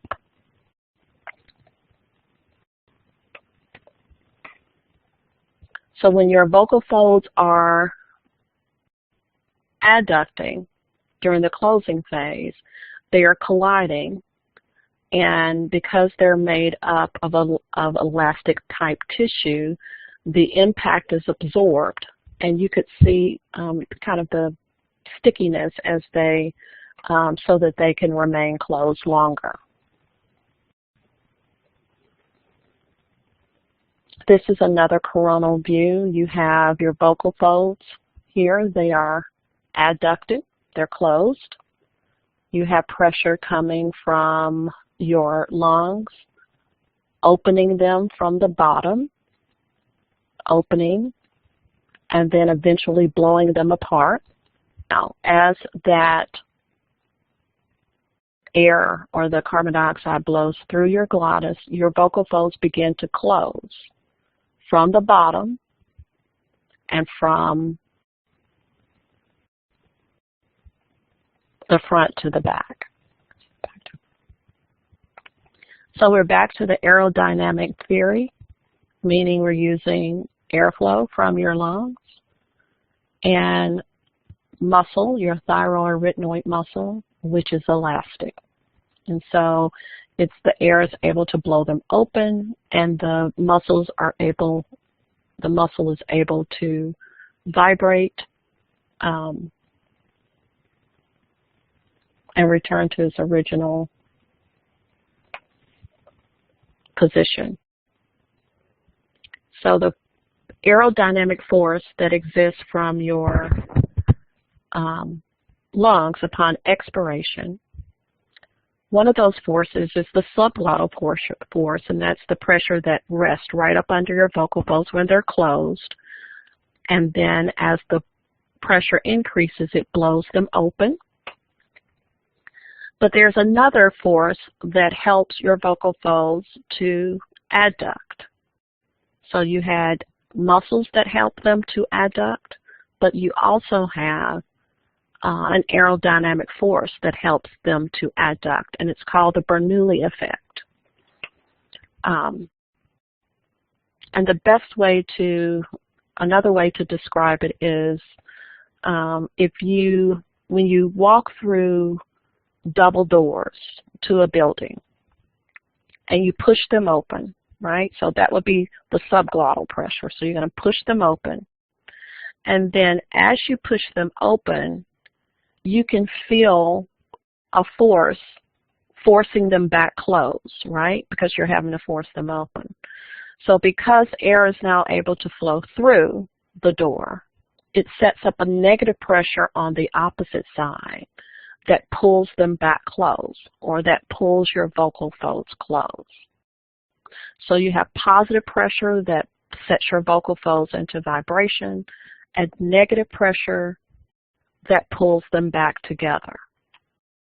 So the subglottal pressure abducts, the Bernoulli effect helps them to adduct.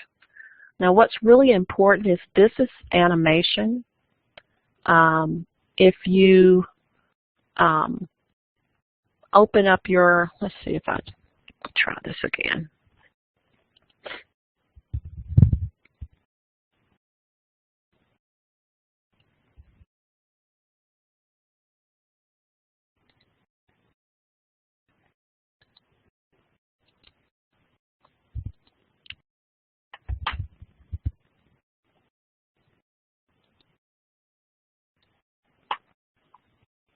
Okay, are you able to see the PowerPoint?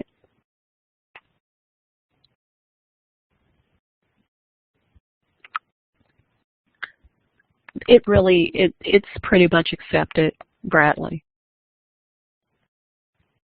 No, there's no competing viewpoints. Okay.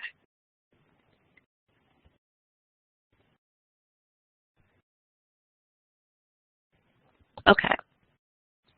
So what you have, these are your vocal folds. The thin lines here are subglottal pressure that's going to force your vocal folds open. And as the pressure reduces, as it flows through your glottis,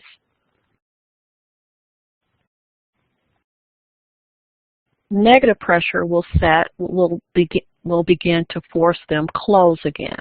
So this is your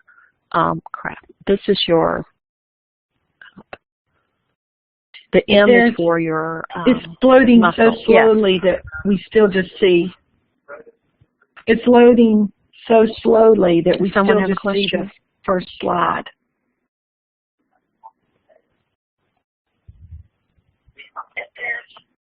It's loading so slowly that we still just see. Okay. It may be. Oh, wow. Okay. Let's see if I can get myself out of here.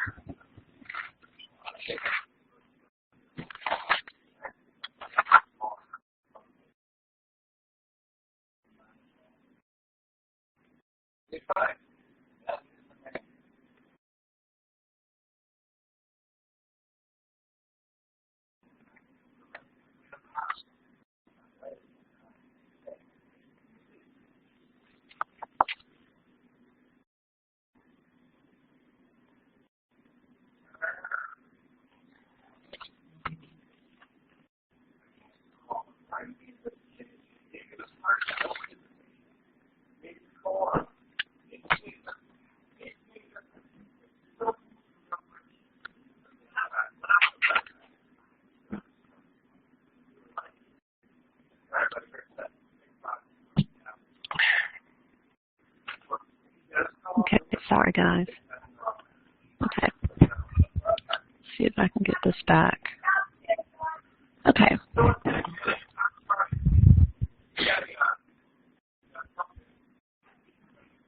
Okay, so the Bernoulli effect is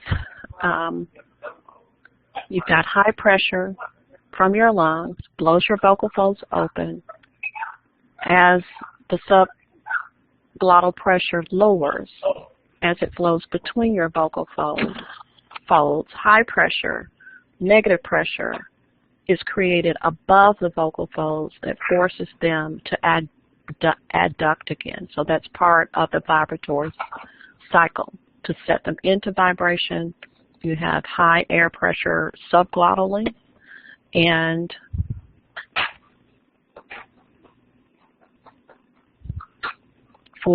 to bring them back together as a part of that vibratory cycle, you have negative pressure created above the vocal folds due to the change in pressure and the velocity of the air moving that brings them back together.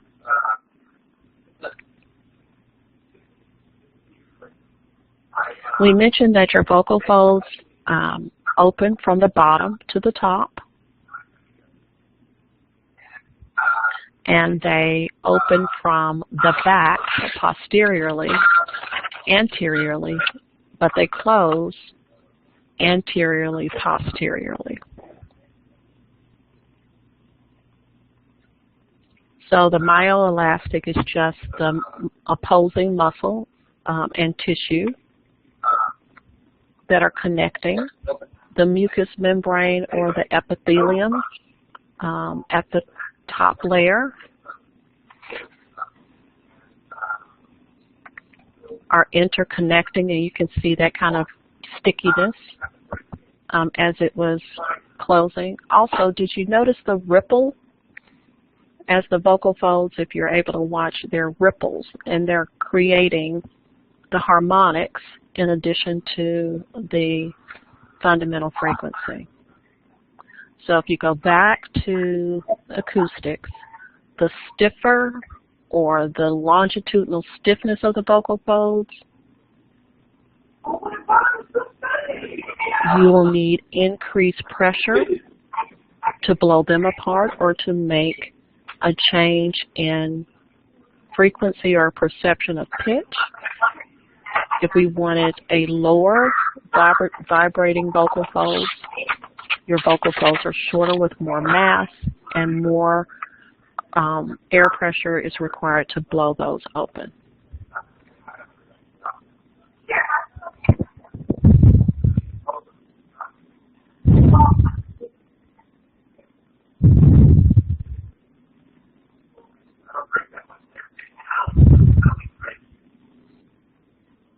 Okay.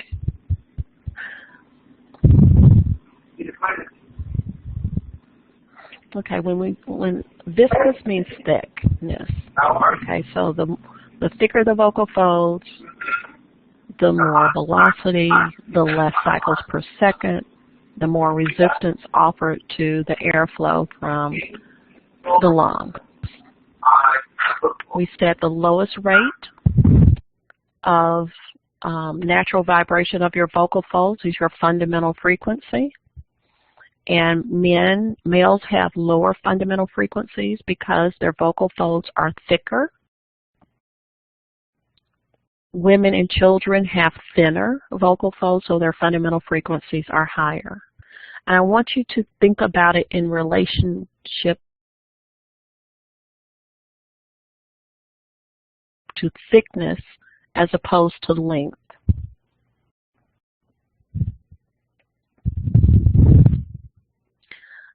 The VisiPitch is instrumentation that speech pathologists use to physically measure the acoustical properties of a person's speech. You're using Pratt, which is the best way for us to do this remotely. And both can allow individuals to measure the fundamental frequency of vocal folds and formants. This is just information.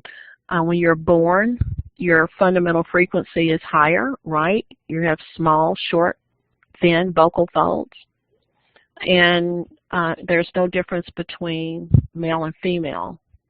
However, as you get older, beyond age 5, the fundamental frequency for males reduces, especially around age 10, 11, 12. But it stays pretty consistent for females after age 10 just a little bit of drop by age 80. So for both male and female, the fundamental frequency decreases with age. The length of the vocal folds increases with age, but more so for males than females.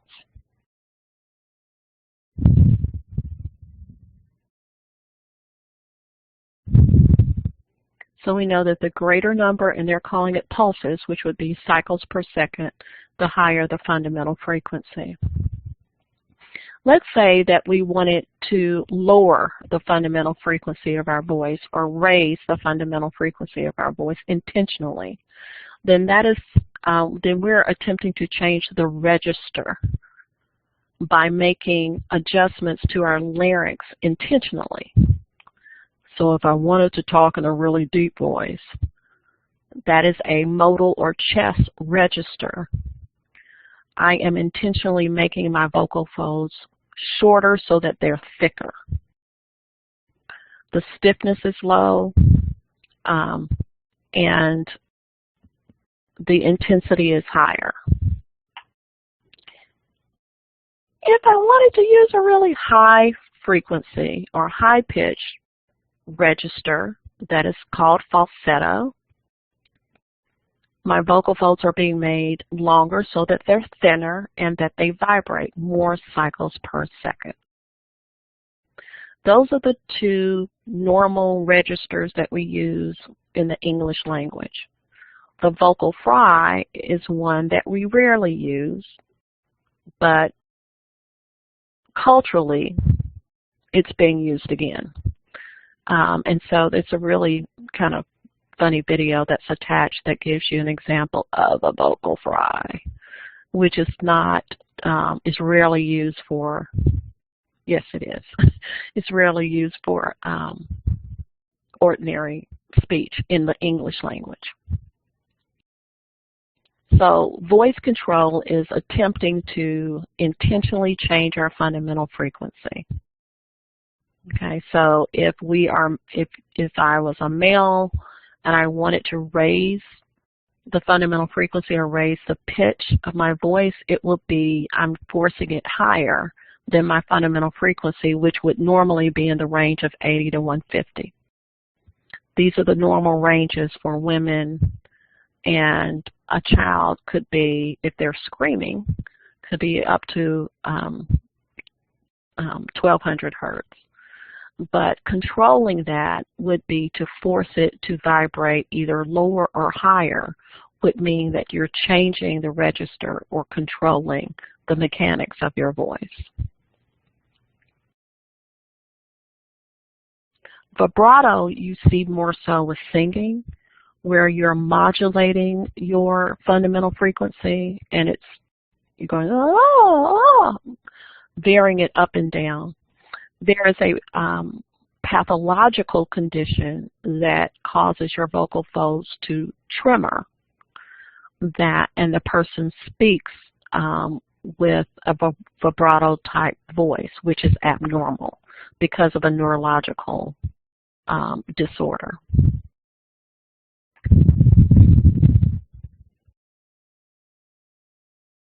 We talked about this in respiration chapters. If we want to make our voices louder, volumes of air. We can do that by restricting the air, creating friction, or we can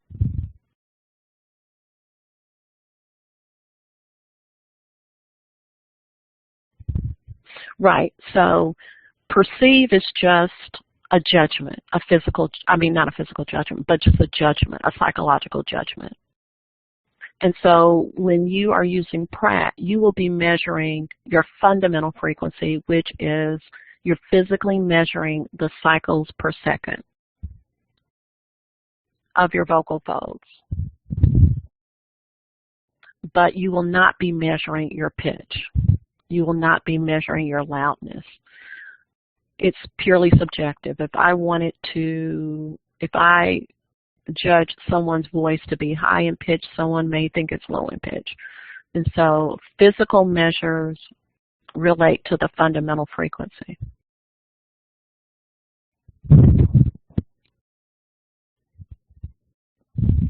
You've lost sound.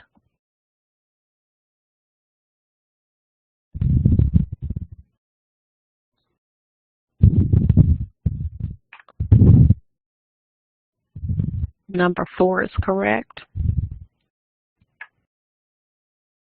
The greater the velocity of the gas increases, pressure decreases. Is that 1, 2, 3, or 4?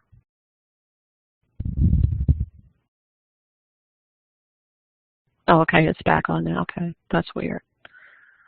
So what is the term for the greater the velocity of a gas, creating, and upon a decrease in pressure is the Bernoulli effect. Yeah, 3. What stiffens the vocal folds, increasing resistance to being pushed outward and upward? Okay.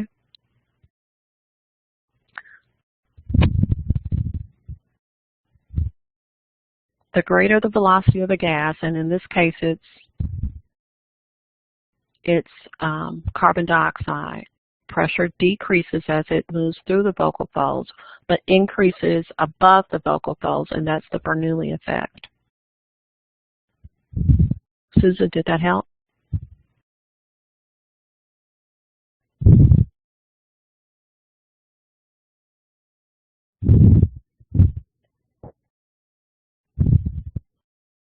Oh, the one before. The glottis is open during the opening and closing phase. So it's 4.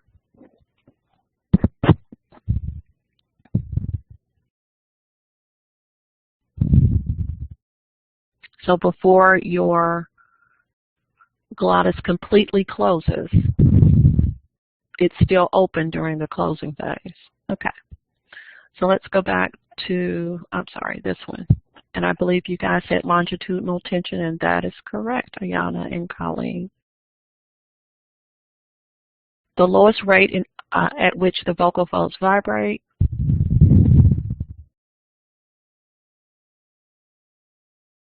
Great, your fundamental frequency. The perceived differences in the fundamental frequency of speech. So the perceived difference in the fundamental frequency would be pitch. Correct. Okay. Questions?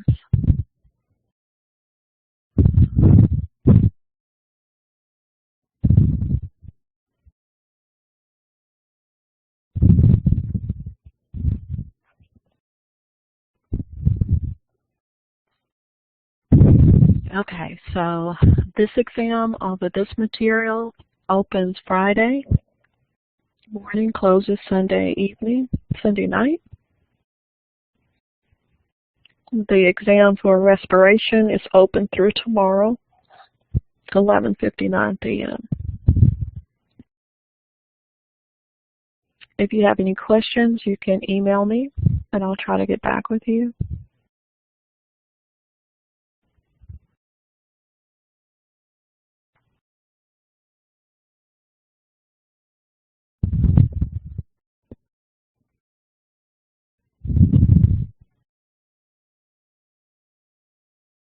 Yes, I hope to be back in the office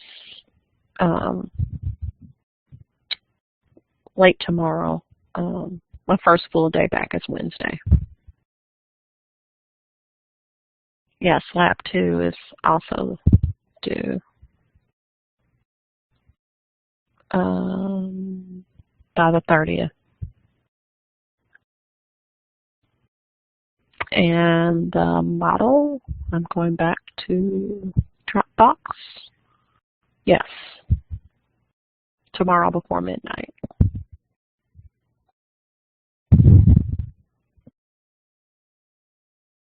So just check your calendar or go to the Dropbox. Yes. Well, it's just on Phonation.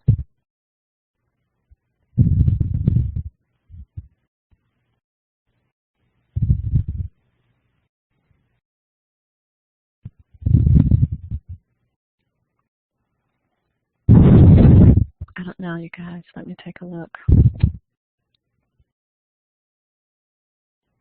Okay, so your discussions will not lock until tomorrow at midnight.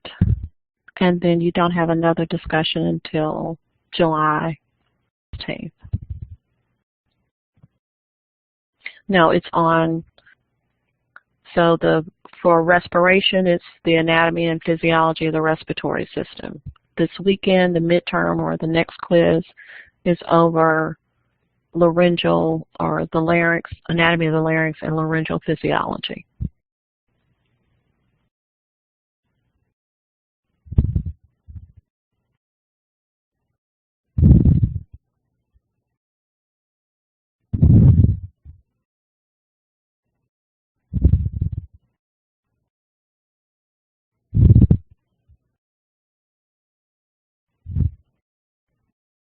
So if you look, if you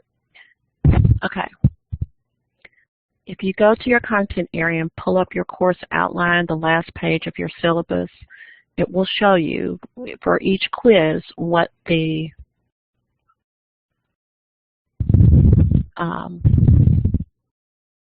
topic of your quiz is. So for midterm is phonation. The quiz 2 is respiration. Quiz 4 will be articulation. So everything with the dates are listed there. So what I was saying, Bradley, if you want to check, if you're not sure, you can check your course outline on the syllabus that's in the content area under overview. So the quiz on respiration, anatomy, and physiology will close tomorrow night.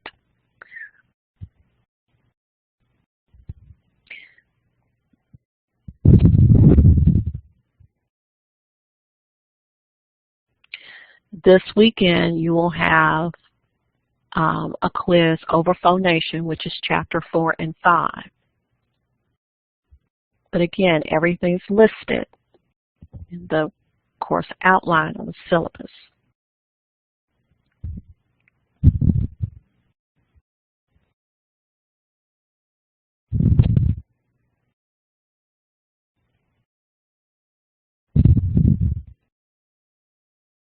You're welcome. Are there any other questions?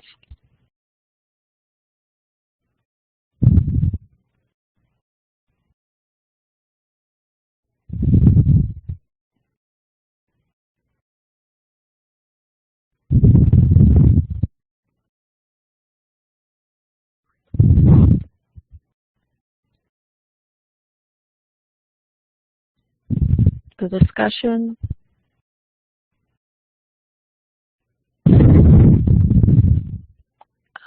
that's due, yes, it's over laryngeal disorders and the Bernoulli effect.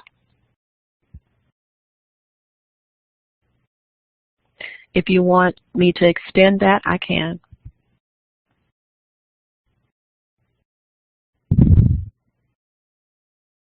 No problem. I'll extend those out until Thursday.